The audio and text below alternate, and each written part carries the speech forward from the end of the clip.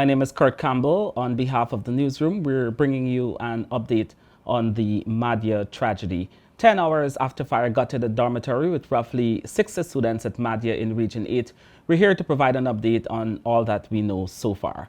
Certainly an atmosphere of national mourning all across the country. We woke up to a news Monday that 20 persons perished in the blaze and many more are injured. Although we reported 20, it was subsequently confirmed that 19 persons actually died. One of the girls, who was flown to Georgetown in a critical condition, was reported to have died, but we learned that the doctors managed to resuscitate her and she is currently on a ventilator at the Georgetown Public Hospital in the intensive care unit.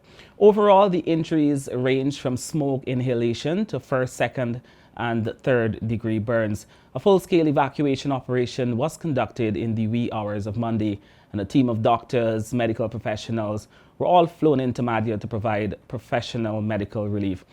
Despite the inclement weather, we saw 6 of the most affected survivors being flown to the city. They landed on 2 separate flights at the Ogle International Airport, and they were transported immediately to the Georgetown Public Hospital, where they are receiving further medical attention. The curious question and obvious question is what caused the fire, but we cannot confirm that at this time. We've managed to identify at least 8 of the 19 persons who perished.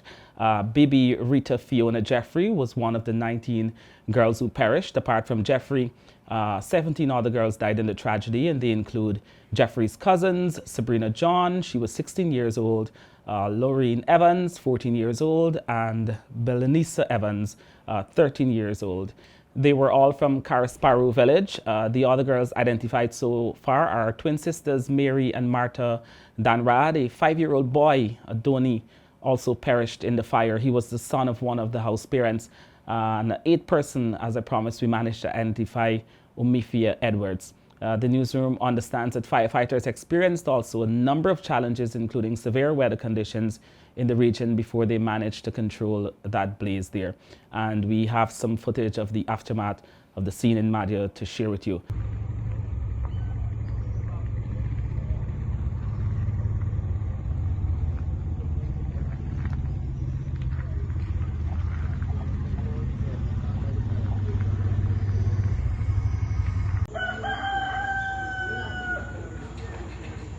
The 6 girls who were airlifted to the city after suffering burns in the tragic fire are battling serious burns. We learned that from officials at the Georgetown Public Hospital.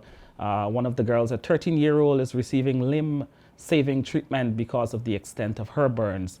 An update was provided, as I said, by medical officer in the Georgetown Public Hospital burn unit, Dr. Viveka Nandan. The hospital, depending on the severity, where we have 2 patients admitted to the intensive care unit. They are currently intubated and on ventilator support.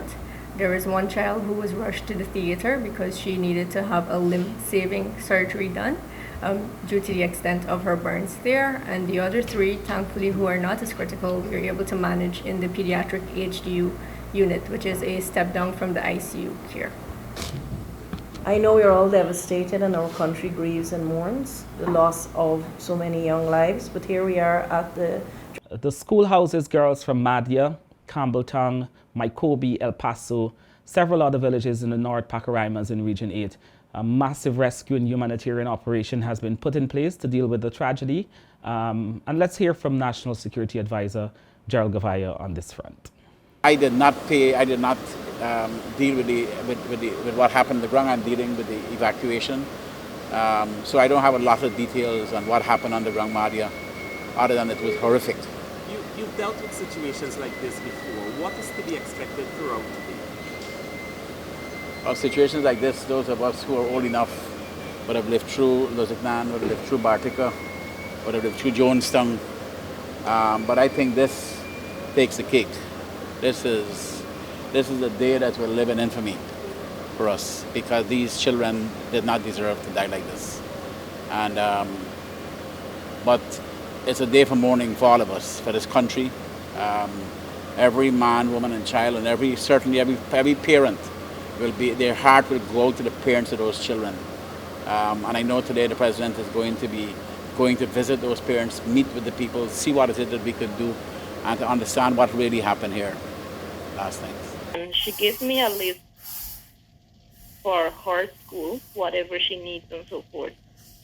And she said to call her back this morning on Miss Scarlett's phone, that is the dorm's mother. And everything seems to be quite okay. And her last word to me was that when she cut off the call, she said, "Good night, sweet dreams, I love you." And I tell her back the same thing. And then currently I'm in Georgetown. I came to write my exams from Gold Scholarship. So I tried to study. I was studying, and then I decided that I was tired, and I put my phone on silent mode and dropped to sleep. And I was dreaming. I had a very terrible dream, and that actually waked me up out of my sleep. Mm. And I went to the phone, my phone then, to check the time. Then I see several missed calls. When I see the calls, the missed calls, I didn't return any call, but I went straight to WhatsApp. And there I see message on messengers and WhatsApp and so forth. And the message that came to me was saying that the female dorm was on fire. Of course, we cannot ignore the grief and emotional pain relatives, friends, and colleagues of the affected are experiencing. Stay tuned to the newsroom, and we will continue to provide constant updates on this situation. I'm Kurt Campbell. Thank you for joining us.